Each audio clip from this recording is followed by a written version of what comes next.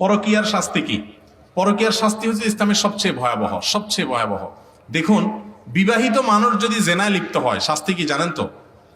ইসলামের যত দণ্ডবিধি আছে, যত শাস্তি আছে, এর ভিতরে সবচেয়ে মর্মান্তিক, সবচেয়ে মর্মন্তুদ, সবচেয়ে ভয়াবহ শাস্তি হলো পরকীয়ায় লিপ্ত হলে, অর্থাৎ বিবাহিত নারী পুরুষ জেনায় লিপ্ত হলে পাথর মেরে নির্মম ভাবে মৃত্যুদণ্ড কার্যকর করার কথা শরীয়ত বলে। কেন?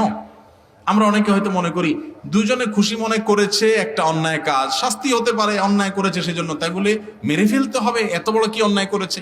দেখুন, পরকীয়া, পরকীয়া, সমকামিতা, এই অপরাধগুলোর শাস্তি কেন মৃত্যুদণ্ড ইসলাম রেখেছে জানেন? এর অনেক কারণের ভিতরে একটা কারণ এটা যে পৃথিবীতে মানব সভ্যতা, মানুষের অস্তিত্ব টিকে থাকবে বৈবাহিক সাধারণ প্রক্রিয়ার মাধ্যমে।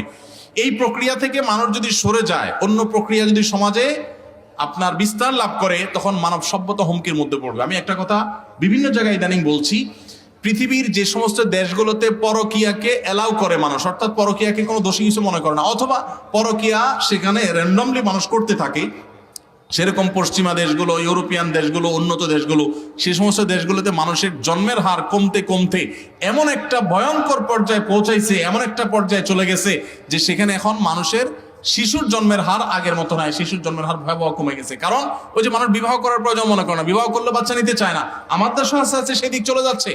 এই জন্য পরকীয়াকে ইসলাম সবচেয়ে কঠোর অপরাধ হিসেবে দেখে, এর শাস্তি অত্যন্ত ভয়াবহ। এই জন্য বৈবাহিক সম্পর্ক আছে, আপনি পরকীয়া লিপ্ত হয়েছেন, আল্লাহর কারণে আপনি সবচেয়ে বড় আসামি। আল্লাহ আপনাকে বৈবাহিক হালাল উপায়ে আপনার যৌন আকাঙ্ক্ষা পূরণের ব্যবস্থা রেখেছেন, তারপর আপনি অন্যায় লিপ্ত হচ্ছেন। আমাদের সমাজে আজকাল নাটক সিনেমার মাধ্যমে পরকীয়াকে সহজীকরণ করা হচ্ছে, এটাকে স্বাভাবিক করা হচ্ছে, এটাকে মানুষ দোষী কিছু মনে করে না। ইন্ডিয়ান সিরিয়ালগুলো দেখে দেখে মানুষ পরকীয়া শিখছে। পুরুষরা মহিলাদের সাথে ইনবক্সে, মেসেঞ্জারে ইটিস পিটিস করছে, আপনি অন্য মহিলার দিকে তাকাচ্ছেন, সেটাও কি? সেটাও এক ধরনের আপনার বিবাহিত মানুষ হয়ে অন্যায় করার ক্ষেত্রে জঘন্য অন্যায়।